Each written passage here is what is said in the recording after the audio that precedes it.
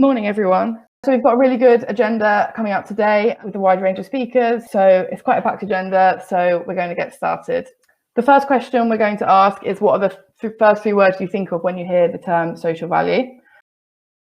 Really good to see the range of words that are coming in here. So community, so the words that appear the biggest are the ones that we get the most popular. I can see, yes, lots around community, people, lots around those kind of social elements of sustainability. I'm trying to see if there's anything now on the environmental side yet. It's quite difficult to follow. People, support, responsibility, young people, positive legacy. This is brilliant. We've got lots and lots of ideas here. So next up we've got Sophia Cox from UKGBC with a presentation. So I will pass over to her.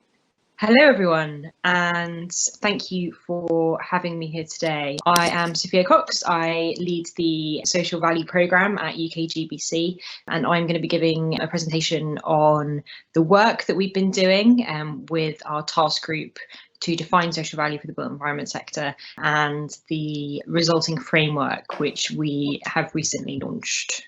This is all the people who've been involved in that task group. It's quite an extensive group of people. I think that was really important for us when looking at the challenge of defining social value for the sector. And it had to be built on a wide range of perspectives and quite a diverse group as well. So within this group, we have sort of the traditional representation of organisations from across value chain, but also we have quite a high number of what we call industry supporters. So those organisations like the Supply Chain and Sustainability School who have their own networks, but kind of critically important for this bit of work, both from kind of their own insights, but also their reach. And the idea was really to make something that was sort of bigger than UKGBC. So together over the past 9 months or so, we have been on quite a rigorous consensus building exercise, and that included last year a consultation, an industry consultation, actually the biggest of its kind that UKGBC has ever run. So, and from that, we were kind of able to distill down some key information that's helped form the framework.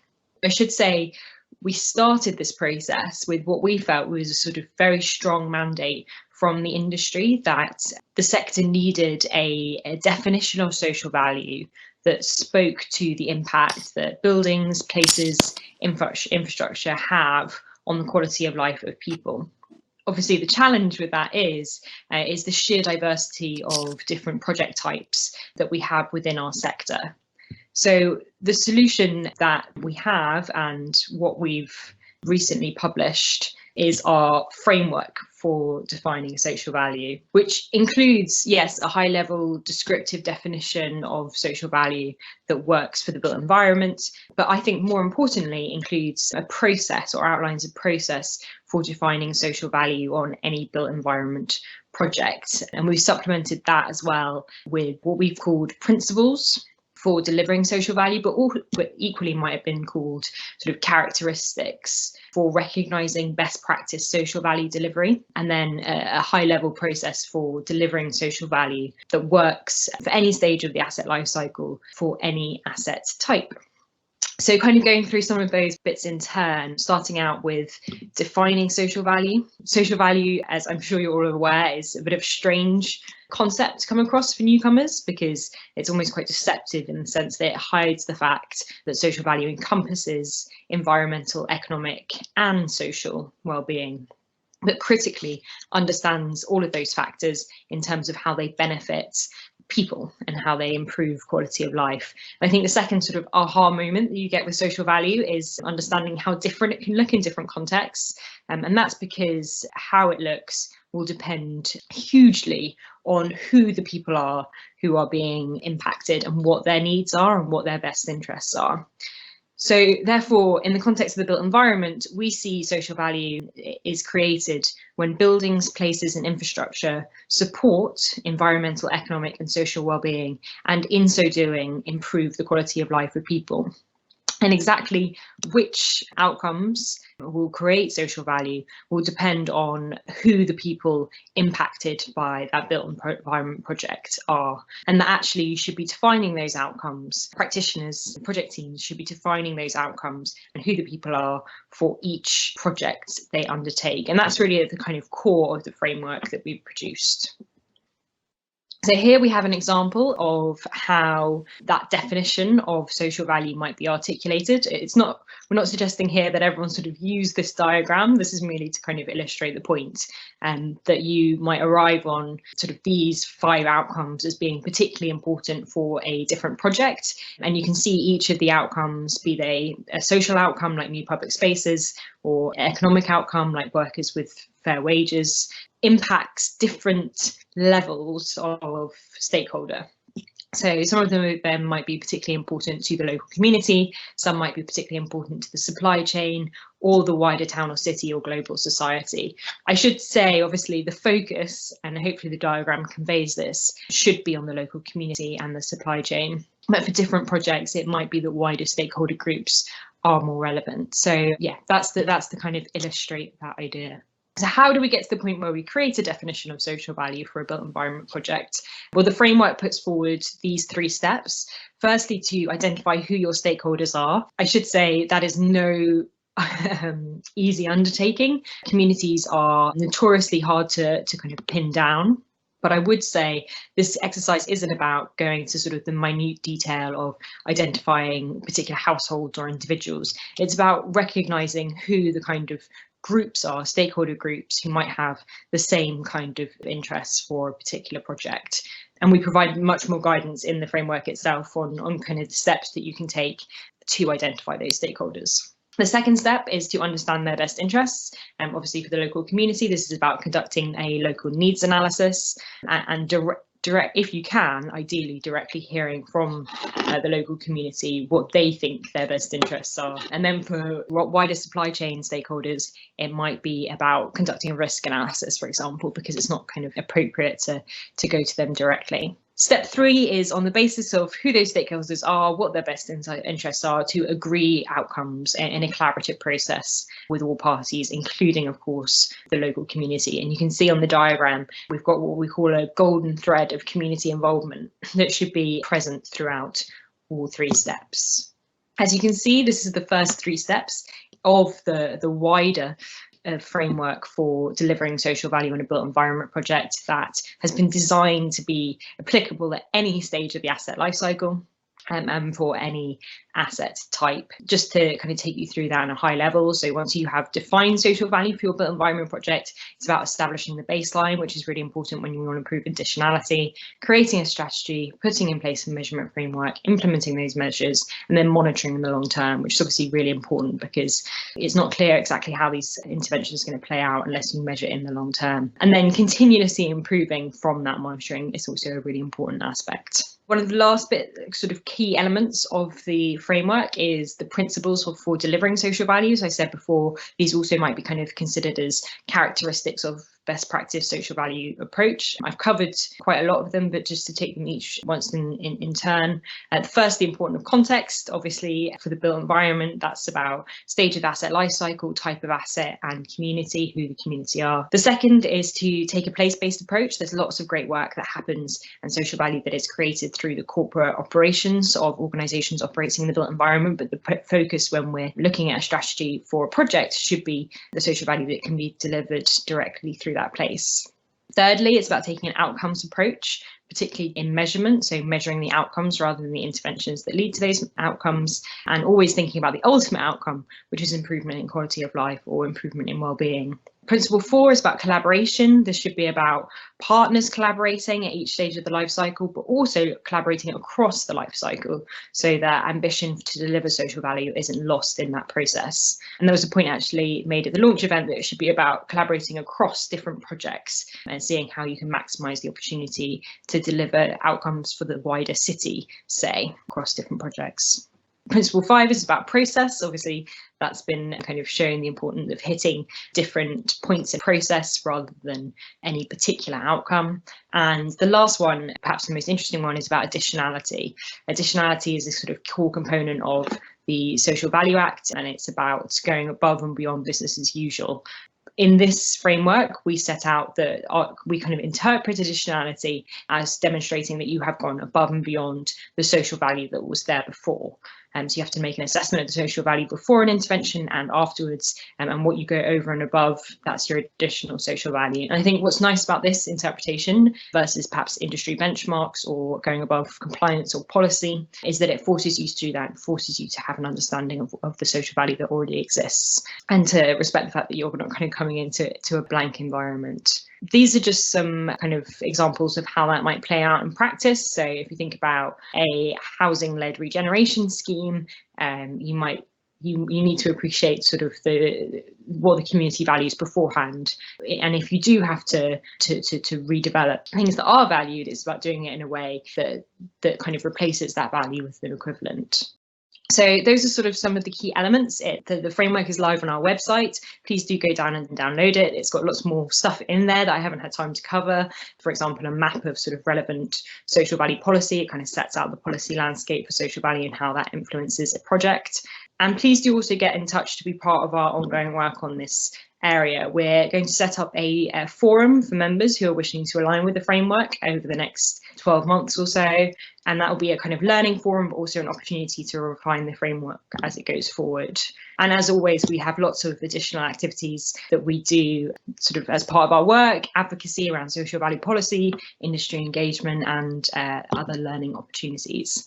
So that's it from me. I would just urge you, following Sophie's brilliant presentations, please do check out the work that UKGBC has done and do get involved. I'm going to pass over to Penny Anderson now from BAM Construct UK. Thanks, Claire. So good morning, everybody. I just wanted to introduce myself. It's a bit of a confusing picture. When I first sort of started to get involved with this session, I was working at BAM Construct. I've now moved to Atkins, so I've kind of got both hats on, so I'll kind of explain that as we go along. So for me, one of the challenges that I found more recently, I guess, is understanding how we can work with our suppliers to add social value. I think we've got some quite well established practices with our subcontractors, but when it comes to working with our suppliers, you know, we've got some great examples of good practice, which you'll hear about today, but not so much around how we work, particularly with our bigger suppliers, but with suppliers of all sizes, because it's a bit less tangible than some of the work we do with our subcontractors. So that's a bit of the context of, you know, why we're here really. So as explained, I now work for Atkins, so I'm kind of coming at this from both viewpoints of a main contractor and from Atkins as well. So just in terms of background, I've been at BAM for 13 years nearly. So I've kind of, you know, been working in the field of social value for most of that time, working with a main contractor, but working with lots of different clients across lots of different sectors, sort of gaining experience and understanding around the issues around social value. And within BAM have a strategy around enhancing lives. So I've worked really kind of, you know, that's been a main focus of my work, is understanding what enhancing lives actually means. And it's really closely aligned with what social value means, and really sort of delving into the detail of, you know, how do we enhance people's lives? Why are we enhancing people's lives? How can we do it in a way where we enhance their lives the most? You know, when we're really thinking about the impact we're having on people, and how can we do it in a way which involves everybody around the business, so everybody has something to give, and how can we help people to understand what they have to give and help them to give what they can. So as a main contractor, BAM have been involved in social value probably for around the last 10 years in some kind of purposeful way. We delivered social value before that, you know, most organisations did, but perhaps by accident rather than by design, whereas now it's a very conscious activity. So I just thought this slide represents probably the vast majority of medium to large, particularly construction projects around the UK, and some smaller ones as well, definitely. And this is quite a well-established relationship that goes on from client, whether that's public sector client or some private sector clients as well, are really keen on, you know, on improving what we do in our local communities, through to our contractor and through to our subcontractors. So all of the main contractors that are on the call today and that are involved in delivering social value will know that without our subcontractors, you know, we can't achieve what we need to achieve in terms of things like this: apprenticeships, education, getting people into employment, and working with local communities. So that's kind of a bit about the context of, you know, that's that well-established relationship that we've got going on, but that's specifically with subcontractors who come onto site, who spend time on site, and who we're able to work with whilst they're on site to deliver some of these activities. However, when it comes to working with our suppliers, I don't think that we've got that well-established relationship yet. We've got some good examples, but it's not something we do as standard. And I just feel like as an industry, we are incredibly creative. We're incredibly talented. You know, there's some amazing people that work in this industry that do some mind-boggling things, but we don't always know what's going on from the supplier end in terms of the social value that we're delivering, in terms of how we're working with people, how they're working with people. And I think there's a real disconnect between what a supplier is doing and what a contractor is doing in some instances. And I think that's the challenge I see, is how do we bridge that gap between what suppliers are doing around working with communities and working with people and adding social value, and what contractors are doing and clients and subcontractors. How do we bring that all together in one place? And if we could use some of that talent that we have as an industry to sort of tackle some of the major challenges we've got in the world around, you know, climate change, and coming out of COVID, some of the inequalities that we're going to face, and some of the employment challenges that we're going to really see as coming to light over the coming months. If we could use some of the skills that we already have in the industry to tackle some of those challenges, we could do amazing things. And that's kind of my call to action, I guess, for, you know, bringing everybody together to sort of have this session today.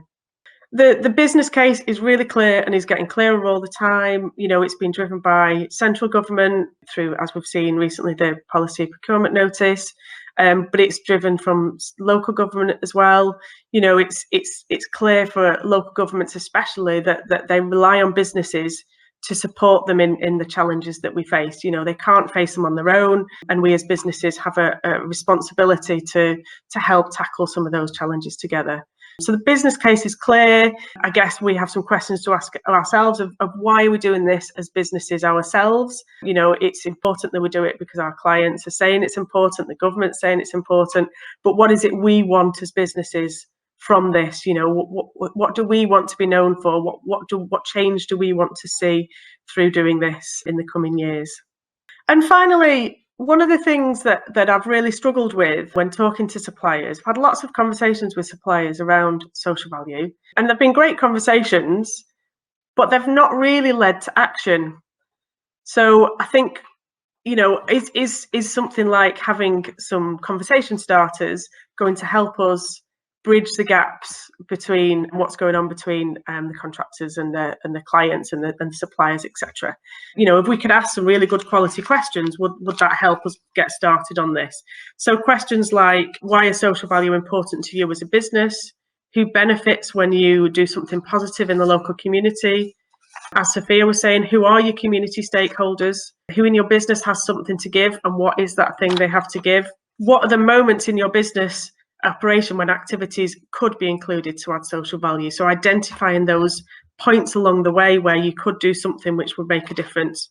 What do you do already, and what would you like to change if there were no barriers?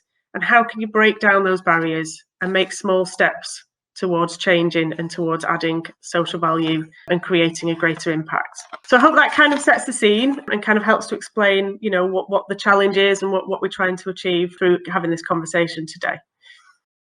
So we can move on to the polls. Okay, so we're already on there, already answering these questions. So do you have any social value targets to meet? Yes, these are set by your customers. Yes, they're set by the organisation that you work for, or no, we don't have any.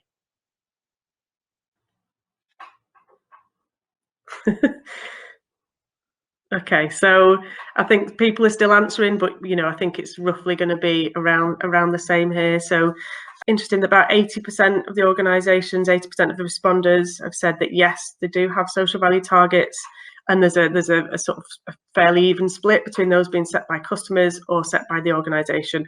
I know on the poll you have to choose one or the other, so I guess there's probably some organisations who have client-driven targets and organisation-driven targets, so it's difficult to unpick that. at the moment, but it's good to see that around about 80% are there, and we're on 18% of no social value targets to meet. So it'll be interesting to understand who that 18% are, and how you can how we can sort of help you to think about setting some targets. So next question, which social value activities do you most struggle to support? So there's a long list here, and I believe you can tick more than one. I hope that's right, Sophie. So yeah, if you just sort of scroll through that list and just select the ones that you struggle to deliver the most. You can only select one.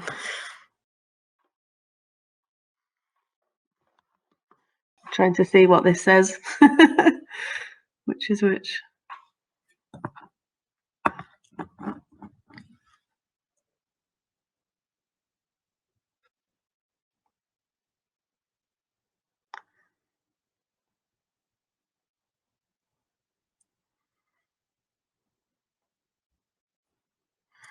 Okay, interesting that the top answers are around diversifying the workforce, and what's that one? Ensuring money is spent locally through a project. And then another one is around apprenticeships, I think that one says. Struggling to read the small print. Apprenticeship support to allow young people to progress into sustained apprenticeships. That is a really challenging target that a lot of us face. We know it's the right thing to do, and it's great to sort of see young people come through business, but it's quite hard sometimes to sort of find appropriate employment and sustainable employment for a young person. So yeah, that can be quite a challenge. Diversifying the workforce, huge challenge that we face, and as an industry, I think it's a particularly difficult challenge, but one that we need to embrace, and work on collectively, and attracts a much wider range of people into the workforce and keep them there and help them progress. Ensuring money is spent locally through a project was a high answer as well. That's quite interesting. And then is that one volunteering? I can't quite see. So next question, what barriers do you face to delivering social value? Pick your top two.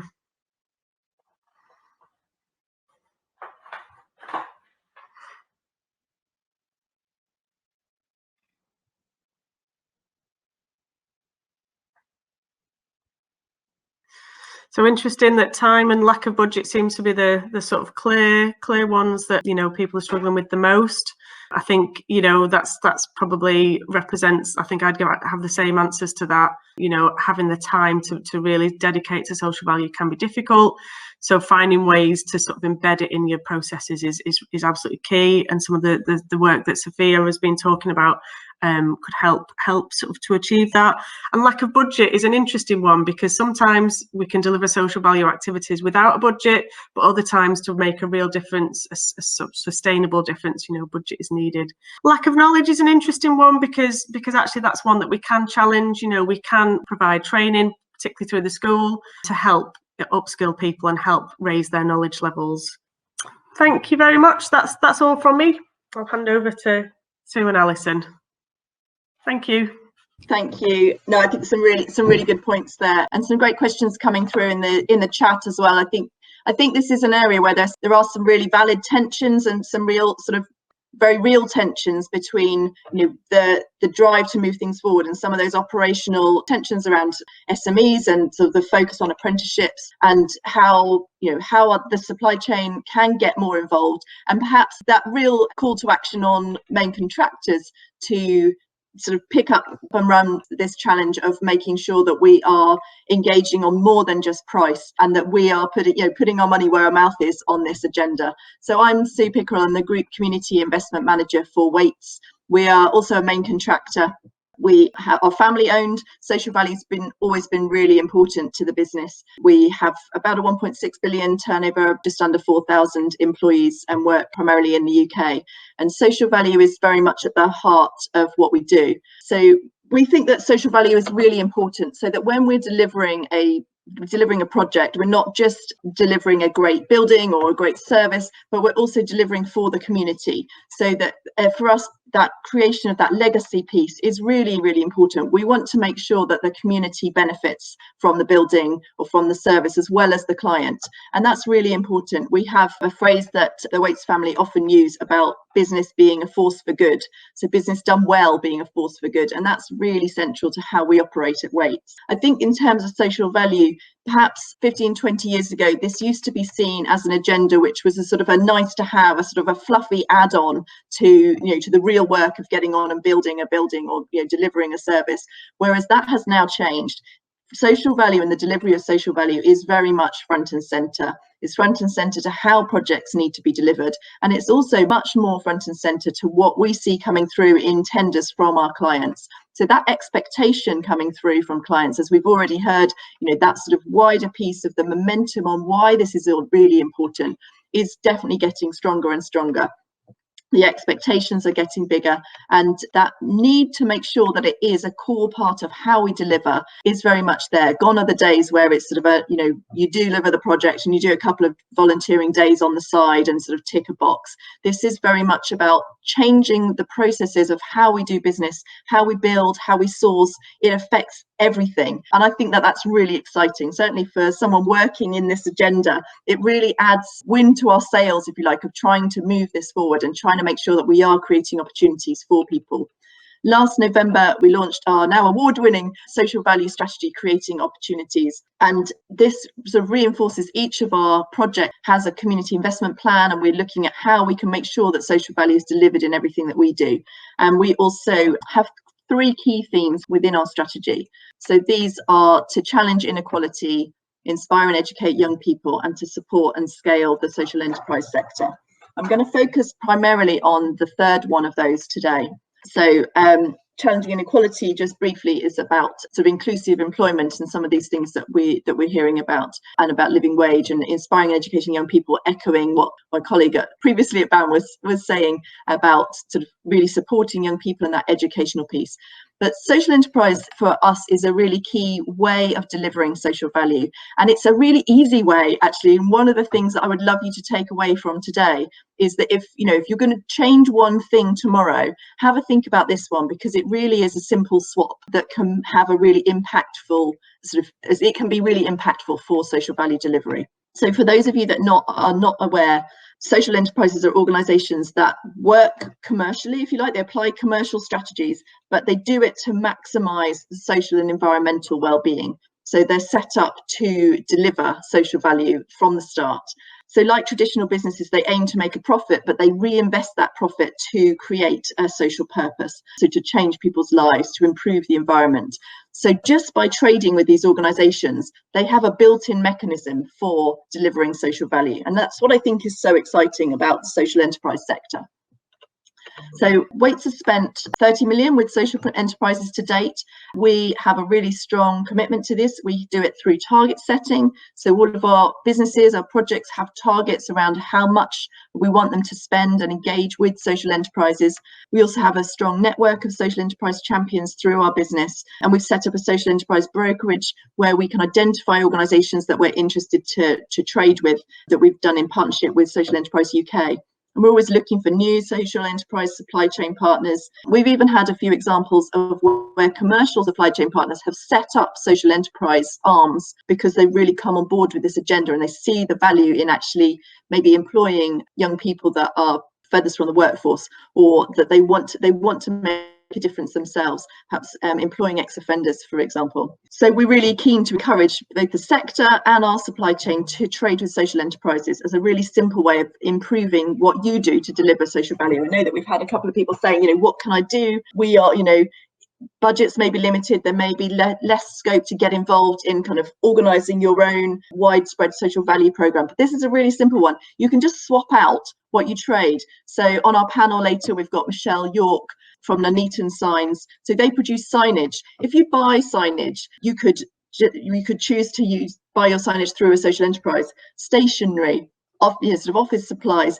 cleaning. There are all sorts of things, probably a much broader selection of categories than you might expect until you start looking into it, that you can just literally swap one product for another and be improving what your social value delivery is as a business. That actually is going to cost you either the same or potentially less in many instances, but you've got that added value. So it really is a win-win.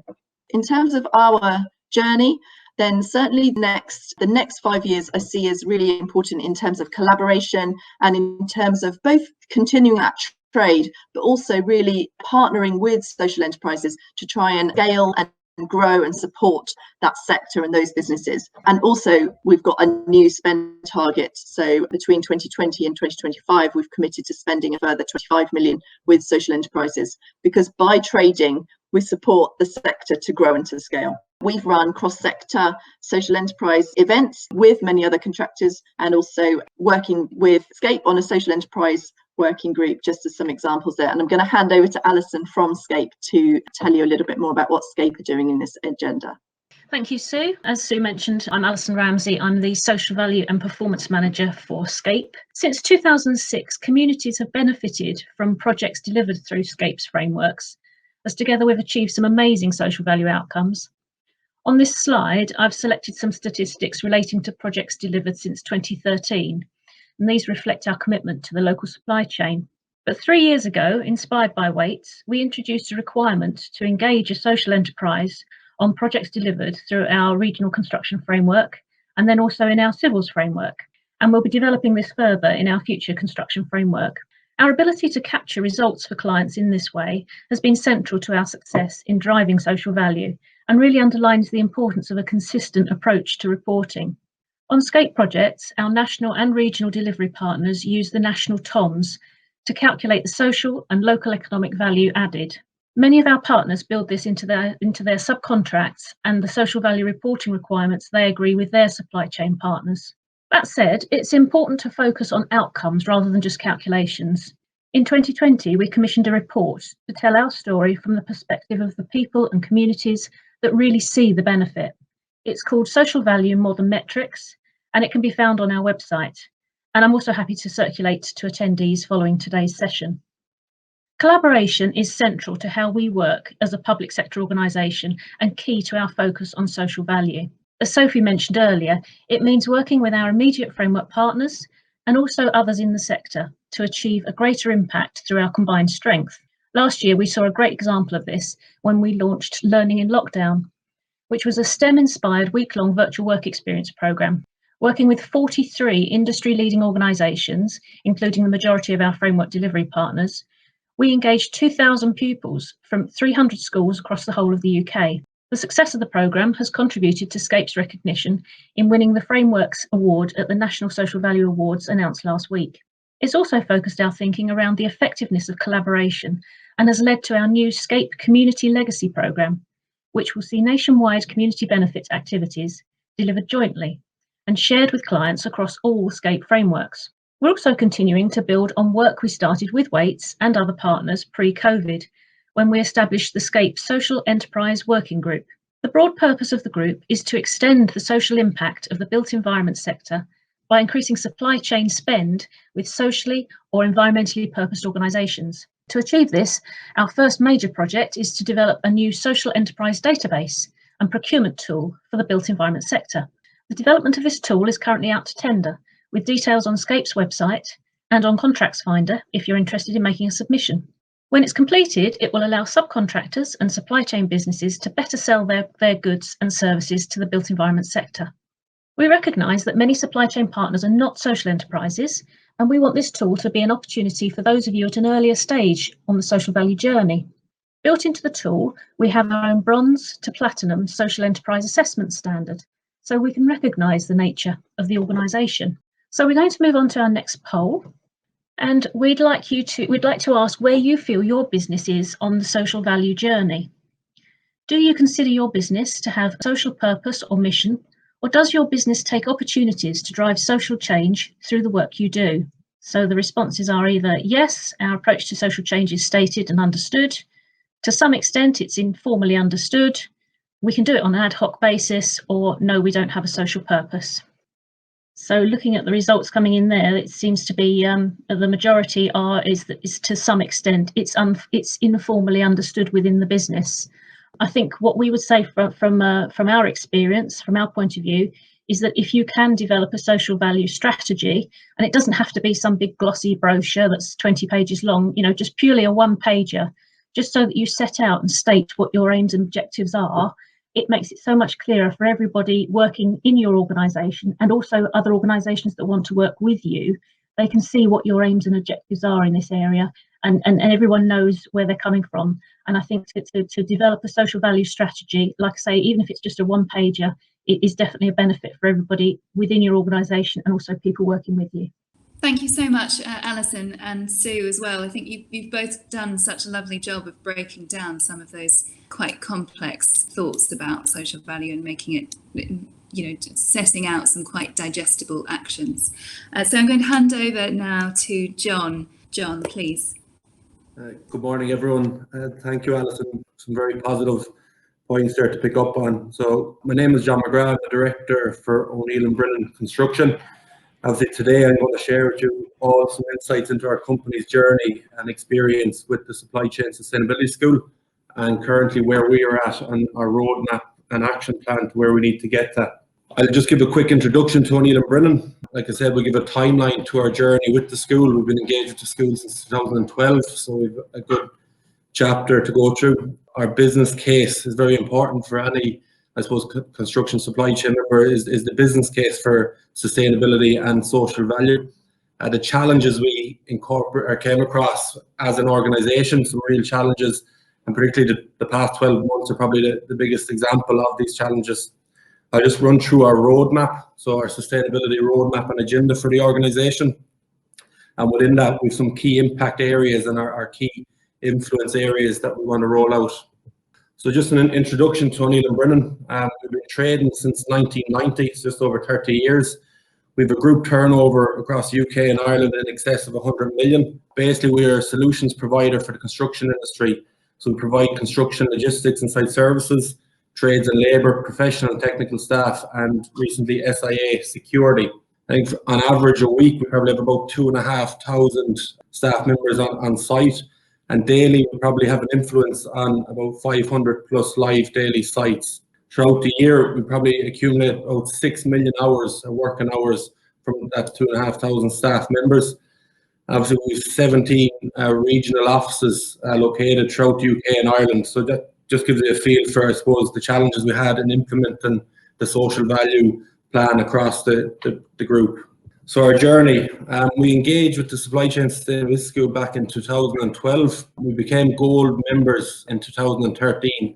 At that point, our knowledge probably limited within the group in terms of our direction that we wanted to go and the areas that we needed to implement and influence. We became a school partner in April 2017. And this led obviously to being early signatories of the People Matters Charter. This obviously helped evidence and led further to our ethical labour sourcing accreditation we recently received. The school continues to give us insights into the challenges, obviously gives us untold ideas from exactly what was shared ahead of me here today. Provided learning and reading material for a lot of our staff members and educated us in what we needed to do and where we needed to go. So it's important to note that the journey has been one of evolution rather than revolution, and it hasn't been easy. Change is very difficult for any business, and in particular the past 12 months, which leads me on to some of the specific challenges, I suppose, that we had. But first I'll go through our business case. Probably for any business of our size or who's listening here today, I think this is in no particular order. We obviously had to implement or get a business case across 8 different divisions within the group. These were very varying. So in no particular order, I think employee retention and attraction and productivity was a big area. And in order to attract and retain the best employees, we as a company needed to be at the forefront of sustainability topics. I suppose having a genuine commitment to being more sustainable provides a strong framework for staff engagement. I think with negotiated work and preferred bidder status, and supporting clients to win work through either Section 106 support, and genuinely striving to drive productivity benefits through either staff productivity or logistics value engineering solutions, gives us a real negotiated work and preferred bidder status drive. I think tender win rate, and I know Penny mentioned it earlier, tender win rate increase is obviously important. I think with environmental, social and economic benefits taking an increasing share of public sector and private sector bid scoring, a strong proposition is necessary to at least sustain and ideally increase tender win rates. I think increasing client maturity in the evaluation of tenders means that lip service will start to erode scores. So a genuine approach is key for long-term success here. I think raising our reputation and profile, and also with the anticipated regulations changing through the coming years. I think a big area as well is sustainability-driven innovation. I think we've obviously had a heavy investment in innovation and especially technology. I think business will experience greater operational efficiency and better workflow and transparency in the supply chain. It has also been linked to higher productivity, better customer service and staff motivation. I'll go through more details of the innovation shortly. So just in terms of the challenges that we had, obviously probably the biggest challenge we had was getting total commitment across our entire business. I mentioned earlier we've 17 offices, probably 162 staff within all these regional offices. There's a perceived sustainability is about green and environmentalism, and obviously a narrow view of the impact any individual or regional office can have. So we had to kind of get rid of that view, and obviously that was one of our biggest challenges, and we'll go into further detail on how we've activated that. I think time constraints, we've obviously all lost the past 12 months with COVID. I think time, obviously, the photo there is our most precious resource. So time constraints is a big one, and try ingrain that in the regional offices. The sustainability needs to formulate parts of their daily activities, their annual briefs, and their quarterly reviews is something that was a big challenge to us. I think the level and direction of the required commitment. I think having sustainability policies, procedures, and answering all PQQs at tender stage is no longer the benchmark. I think we have to move from lip service and a tick the box and policy providing to a more focused action plan that suits our individual business needs. I think obviously it's real and it's not going away, so we have to meet the challenges. It's about meeting our own needs and the business needs without compromising future generations' ability to meet theirs. I think just to go through the roadmap, our current roadmap at the moment and our action plan, I think the direction we're taking, obviously in order to get commitment from all regional offices, we got a charter signed by all regional offices for their commitment to the social value and our sustainability plan. I think we could focus really on what we could influence and control and the impact areas that were related to our business, and not try to be acting on either what our clients or the market was dictating to us. Obviously, ultimately, our business must be economically sustainable and must retain enduring profitability, and that's probably the key goal in terms of making this plan a success and implementing it throughout the group. We have to obviously benchmark on our current knowledge, obviously, and change our current knowledge into implementing this action plan. It's important, and I know Sue mentioned earlier about having a measurable, achievable and a measurable tracker in terms of your sustainability plan, which we'll go into in more detail. I think the three areas, obviously we focus on what areas we're strong on. I think we focused on what areas we needed some improvement on. And then we had highlighted areas that we needed significant change. So this obviously we kind of mirrored the UN Sustainability Development Goals, and we'll go through them in further detail. I think by relating back to the regional managers in the annual briefs and quarterly reviews, we were able to track and measure the progress. So obviously for O'Neill and Brennan, the human, social and economic pillars are our biggest impact areas and our central focus. This is obviously, we don't really have much of a huge influence on the decarbonisation side of sustainability. I think when we extracted the 17 sustainability development goals, we highlighted 10 key areas as a business that we could focus our attention on and what we could influence. I think that starts obviously with number 1, which is no poverty, and 2, zero hunger. I think a lot of these interlink and overlap. So a lot of the initiatives that we're doing checks the box or influences a number of SDGs, not just one or other. So no poverty, we obviously donate to good cause as a company. All our regional offices and sites have organised food banks with their clients across different periods of the year. We've donated redundant and new IT to local schools and local businesses, and all of which make a positive impact on the local communities. I think food banks have been set up in partnership with a number of clients over Christmas, and separate regional initiatives have supported food banks. I think good health and well-being. Obviously, O'Neill and Brennan were a supporter of Mates in Mind, which is an initiative for mental health in the UK within construction. I think obviously raising awareness on mental health and the risk factors, the warning signs, and how to signpost people to treatment options. I think ultimately this indicates a genuine concern for people's health and well-being rather than lip service. I think quality education. OMB, we've obviously provided bespoke and accredited training. This obviously helps set up people at entry-level construction for success. It's enabled us to have a higher staff retention, and obviously with an impending challenge after the pre-settlement status here in July this year. It's going to be very high, and staff retention is a key, I suppose, business case in our sustainability plan. We've obviously helped us attract and support young people new into the construction industry, and overall creating a culture for people development, which creates a strong talent pipeline. I think gender equality, obviously we're looking to increase our rates of getting women into construction and at entry level and site level. I think we have a fair culture which helps attract more female staff to our business. Obviously supports our ambition to increase gender diversity within the senior staff members in the business and at site level. I think number 8, decent work and economic growth. We've obviously partnered up with a number of partners to run a constructive career course, which is obviously focused on getting young people at entry level into the construction industry and providing opportunities. We've engaged with the Kickstart scheme, which again is to do with getting young people into work from 16 to 24-year-olds. And obviously we've engaged with a lot of our clients regarding their Section 106 employment and skills plans, be it at tender stage or throughout the contract duration. Within number 9, industry, innovation and infrastructure, I think digitalization has been a massive change, particularly over the past 6-7 years within our industry and within our business. We've moved from more paperless systems. We've e-timesheets, compliance registration, valuations and invoices. The whole end-to-end process within the business is more of a cloud-based paperless system.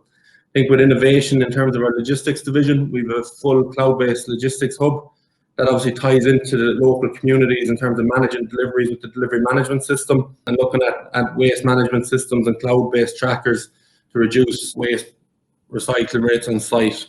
I think with the procurement, in terms of procurement and mobile PO system, our whole cloud-based end-to-end process again is digitalized, and an innovation and industry-leading mobile PO system implemented within the business. I think reduced inequalities, obviously all our regional offices are appropriate disabled access, which is up to compliance with legal standards. We've obviously had the ethical labour sourcing accreditation recently. I think number 11, sustainable cities and communities. I think we've engaged a lot. We have a lot of partnerships as well with the likes of TFL, the local communities and our tier 1 clients. I think Vision Zero is one initiative that's really taken off recently, which is obviously surrounded by local community training, continuous professional development. I think throughout our pre-construction engagement with clients at 106 level, we've obviously helped reducing environmental impact within the local communities. I think engage in local recruitment pools early to start recruitment and training process to ensure people are available to target site start dates. I think number 17, partnership for the goals. This is probably our strongest area within the plan.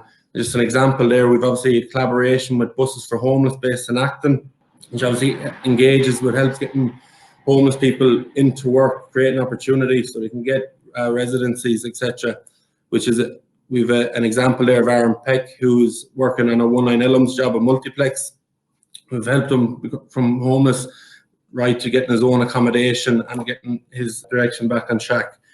We've obviously engaged with Sidori, and through our partnership with Sidori and O'Neill and Brennan, we've created the Constructive Career training course, which obviously tackles the funding issue, the training issue, and gives out the employment opportunities to entry-level people. So I just want to finish up and thank you for listening. I think if anyone would like further detail on our journey, our lessons learned, or our sustainability roadmap, please feel free to get in touch. We're going to hand over now, last but certainly not least, to Julie Saunders to talk through the projects Changing Lives at Community Wood Recycling. After we have Julie's presentation, we've got a couple of poll questions, and then hopefully we'll have time for some Q&A. So Julie, no pressure, but we'll need to try and stay to time. Thank you so much. Okay, thank you. Yes, thank you everyone for having me here today. I'm delighted to be sharing the benefits that can be achieved through the construction industry working with social enterprises like ourselves at Community Wood Recycling.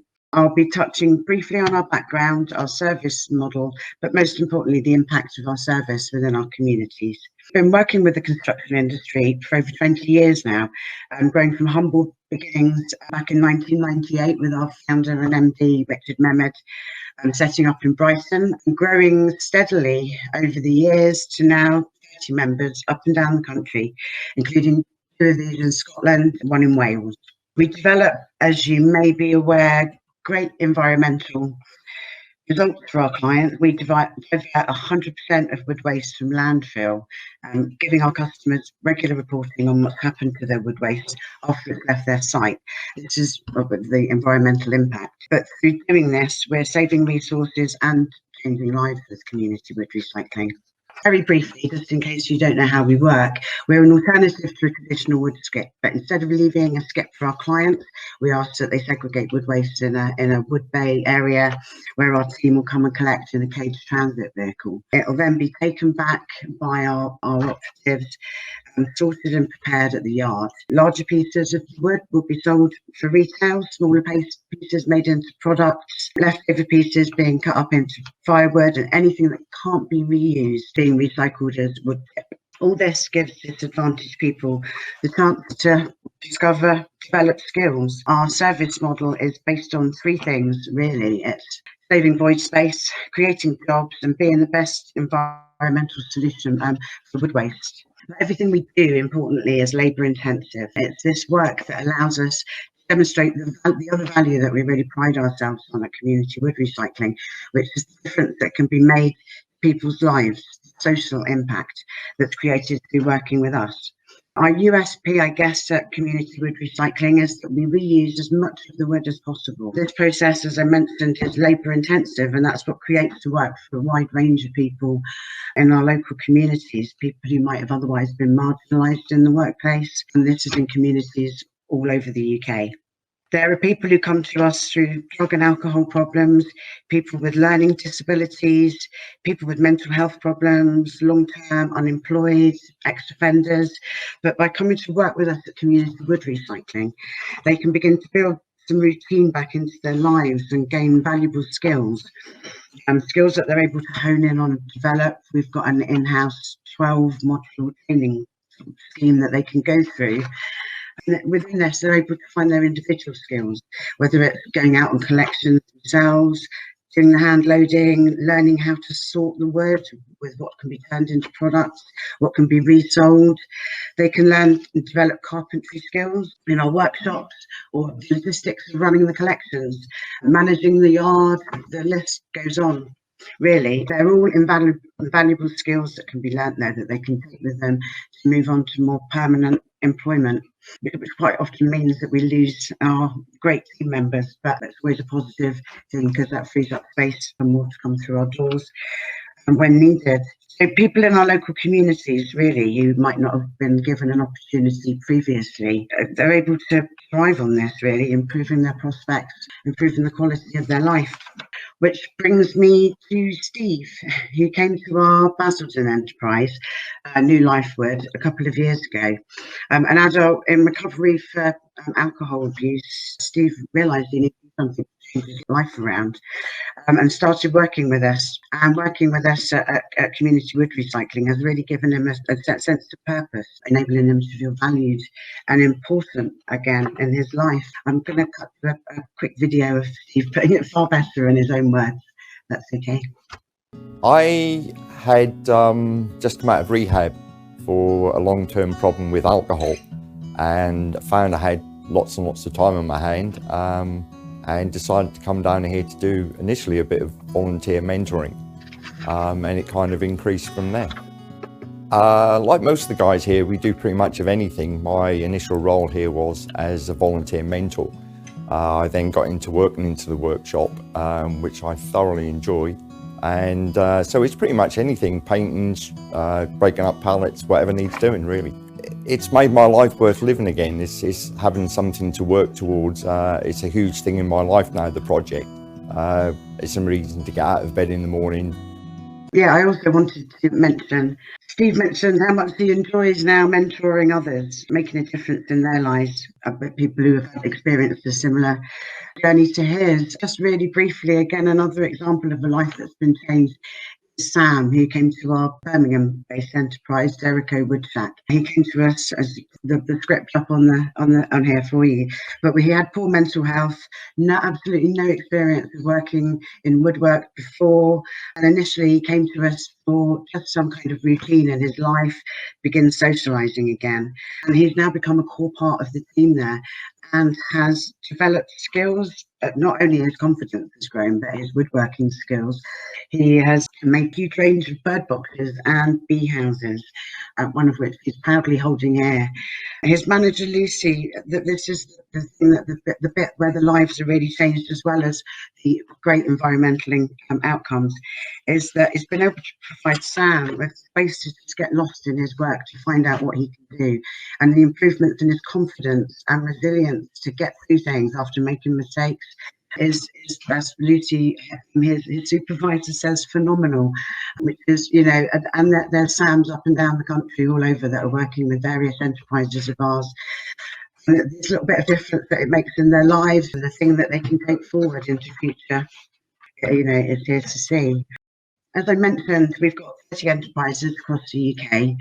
Here's some of them here, from Glasgow, Wolverhampton, Hull, Derby, then London. We're right down in the south coast in Brighton, over in Kent, down to the West Country, pretty much the whole of the UK covered for the construction industry. And 229 paid jobs and 843 training opportunities were provided in the last financial year, making us really proud of our labour-intensive model, I guess. Work's created whilst developing confidence and self-esteem, self-worth for people when they really need it the most. They can be part of the busy retail shops that we have, each of the enterprises, dealing with the public, and making beautiful products from the recycled wood for sale to the public, one-off bespoke items created for shops, for banks, and perhaps a really lovely example of here, something that we did with BAM Construction, because a really great example of the full sort of circular economy of it, which is one of our enterprises building a lovely outdoor classroom for a school at Blessed Sacrament School. Again, this is giving people opportunities to go and work out in the community and see the difference that they're making, not just socially, but obviously environmentally as well. All of the wood was made from 100% recycled wood that we've taken ourselves from construction sites, so that's great. So yeah, really, just to sort of finish, I just wanted to say that working with social enterprises like ourselves here at Community Wood Recycling not only has a great environmental impact that we can report on for you, but it also has an equally important social impact that should be and can be measured. As you can see, last year we rescued 22,767 tonnes of wood waste from landfill. And in doing that, we created 229 jobs and 843 training opportunities for people, which is far more than would have been created in the traditional wood skip and chipping process to collect this amount of wood. So I guess just want to really let you know that social enterprises really can be used as a competitive and realistic alternative, not just environmental impact outcomes for you, but also with very measurable social impact outcomes as well. And that's about it from me. Thank you very much for listening, and do check us out on our website, or get involved with us. Give us a ring if you're interested in doing anything with community wood recycling. Thank you very much. Julie, thank you so much. I think the chat box certainly speaks to, for your presentation. There's been some very warm, glowing reviews, a lot of interest. So do please follow up with Julie after the event. Right, turning now quickly to 3 poll questions. Polls. So question 1, what do you think you have to offer which can really make a difference to communities and enhance people's lives? Excellent. So we've got a couple of responses coming through relating to volunteering, opportunities, employment opportunities and advice, use of more social enterprises, time and experience, bespoke social value projects. I think that's a really interesting one. Yep, and then fundraising, lots of work experience, lots valuing time, advice, training, mentorship. Brilliant. Okay, so turning to the second question now, which social value activities would you like to do more of as an organisation? So just drawing perhaps on what you've just heard from Julie and all our other speakers. John, for example, aligning social value to the Sustainable Development Goals.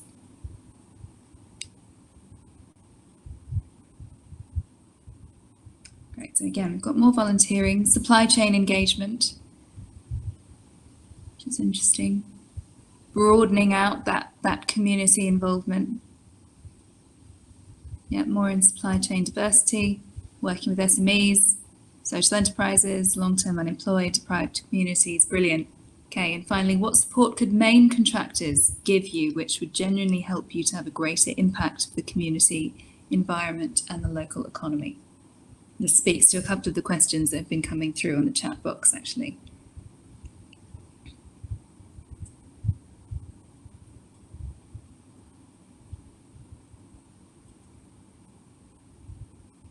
Brilliant. Help with CO2 tracking, connect with other stakeholders, budgeting help, financial support and guidance.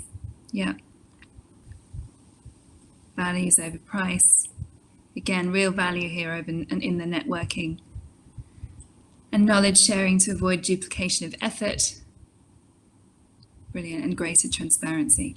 Super. We could really unpack that result there, but sadly we don't have time. So I think what we'll do now is we'll just turn to some Q&A. Given the instability of my internet, I'm not going to pose questions to specific speakers per se, but I think what would be great, first of all, is it was a question that came up quite early on in the piece from Andrew in the chat box about how can suppliers, and Andrew framed this through the lens of manufacturing suppliers, collaborate on social value issues and stakeholders when very often the discussions don't necessarily include suppliers. So I think it would be great to hear the client perspective and the supplier perspective. So perhaps just one of you, perhaps Penny or Sue, you might want to take the client perspective and then leave some room for the suppliers.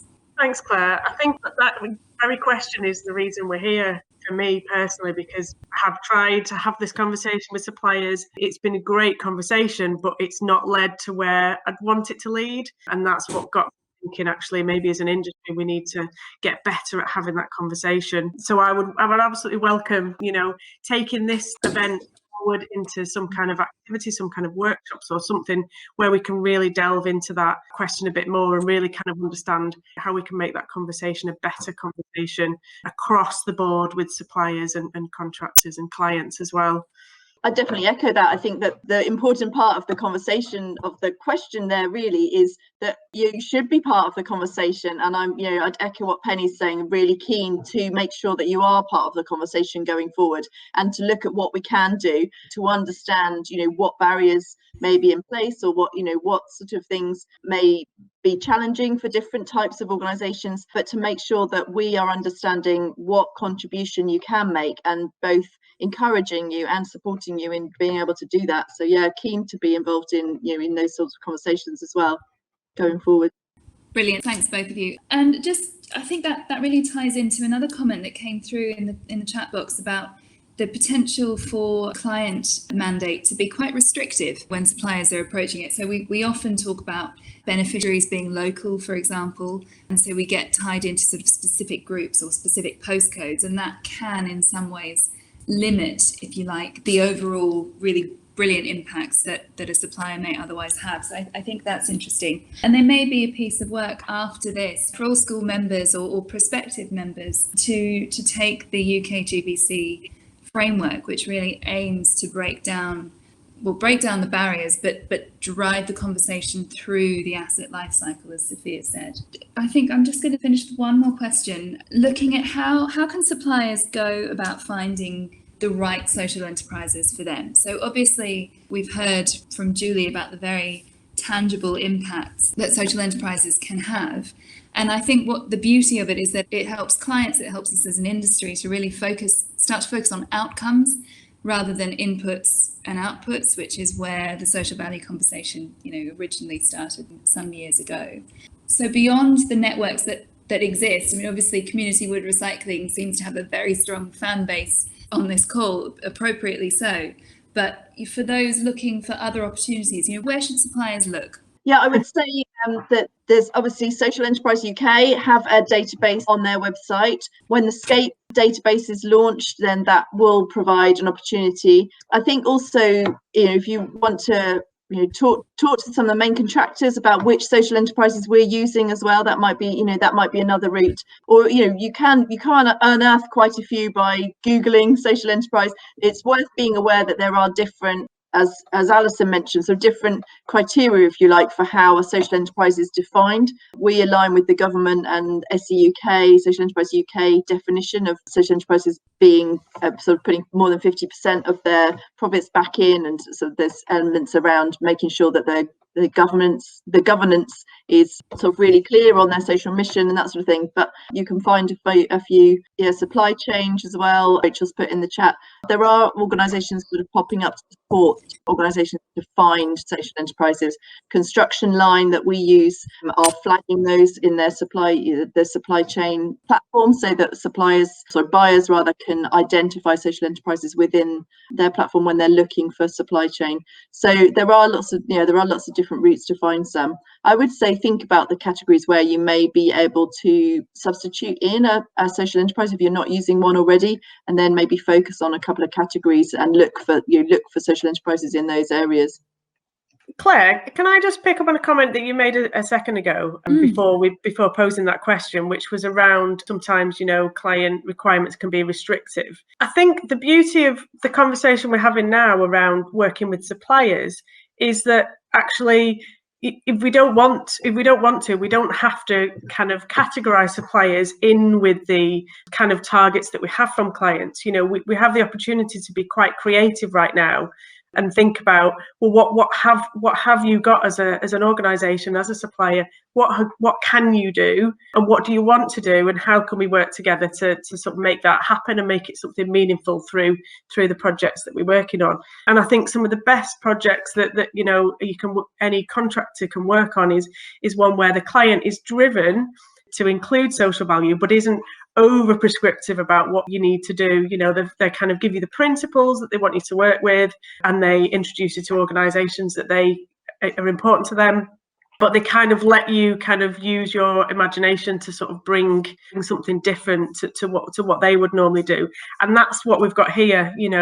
Although some of the work that we will do with suppliers will benefit some of the targets that we already have, we're not bound by them. There's an opportunity to think a bit creatively, I would say. Thank you, Penny. I completely agree. I think this is, as you say, the beauty of this conversation, and I think we're starting to see a slightly more permissive approach to social value rather than prescriptive, which I think is a nice way to close. I know that we could keep going with our Q&A. So on that note, I'm going to hand over now to EJ, who will talk through the Supply Chain Sustainability School's offering and how it can really help us move the action alongside this conversation that we're having.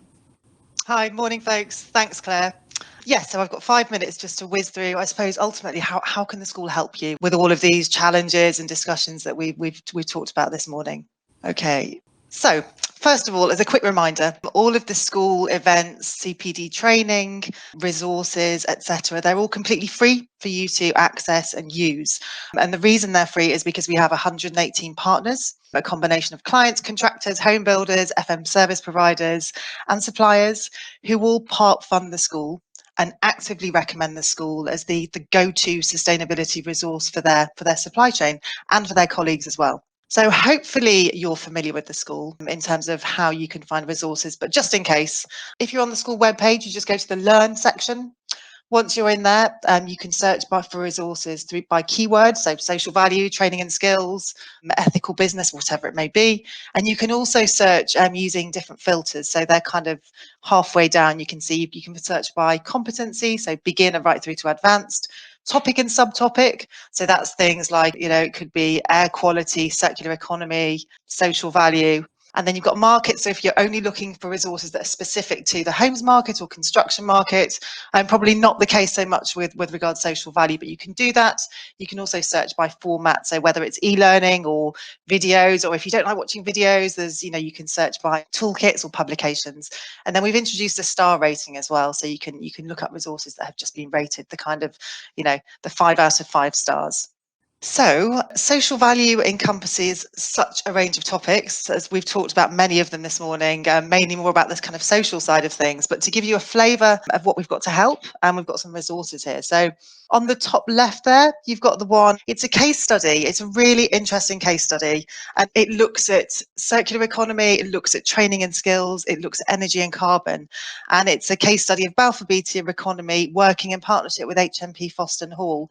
And it looks at how they've worked together to deliver over, I think it's about £34,000 worth of social value.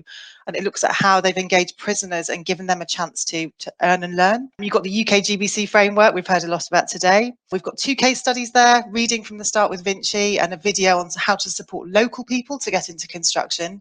And then we've got 2 publications that are school publications we've developed in partnership with our partners.